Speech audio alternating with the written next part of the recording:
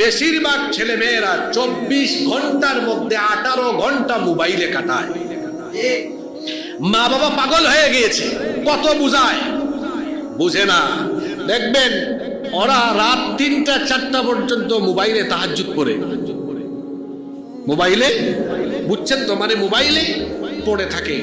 আহারে, এই mobile, internet, তথ্য প্রযুক্তি, এগুলো তো আমাদের কল্যাণের জন্য যতটুকু ব্যবহার করা দরকার ততটুকু করবেন, এতে কোনো অসুবিধা নাই। কিন্তু একেবারে এটাতে অনবরত পড়ে থাকার ফলে আপনার জীবনের বহু সময়, ভাই আপনি নিজেই ক্যালকুলেটরে বসে হিসাব করবেন, গত 1 মাসে মোবাইলে যে সময়টুকু দিয়েছেন, এই সময়টুকু আপনি চাইলে পড়ালেখা করেন, পড়ালেখার পাশাপাশি একটু ফ্রিল্যান্সিং এর কাজ করেন। ই কমার্স সাইটে অনেক ছেলেরা এখন বিজনেস করছে, করছে না? করছে। যারা পড়াশোনা করছেন তাদের প্রতি আমার কিছু মেসেজ।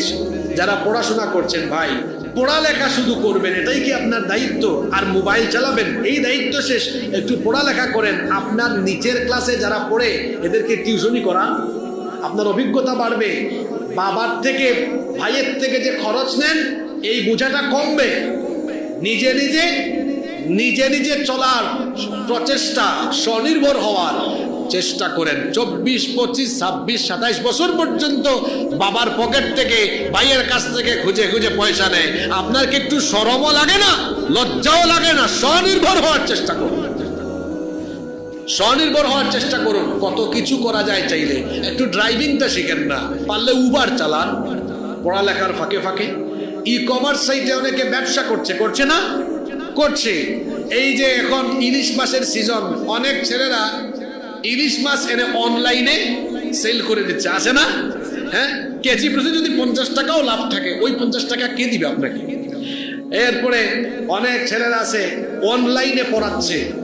তারপরে অনেকে আছে হাঁসের খামার করছে, গ্রামে মুরগির খামার করছে, অনেকে শহরেও করছে, বিভিন্ন ধরনের কাজ করছে। পড়ালেখার পাশাপাশি স্বনির্ভর হওয়ার চেষ্টা করেন। ওই যে সময়টা আপনারা মোবাইলে কাটান না, ওই সময়টা চাইলে কিন্তু আপনারা এগুলো করতে পারেন। আপনারা যারা পড়ালেখা করেন কলেজে, বিশ্ববিদ্যালয়ে, আপনারা পড়ালেখার পাশাপাশি, পড়ালেখা তো করেন না, ওই মাঝে মাঝে স্কুলে, কলেজে, ক্লাসে গেলে ওই সময়টাও আপনারা টেবিলের চিপা দিয়া ফেসবুক চালান।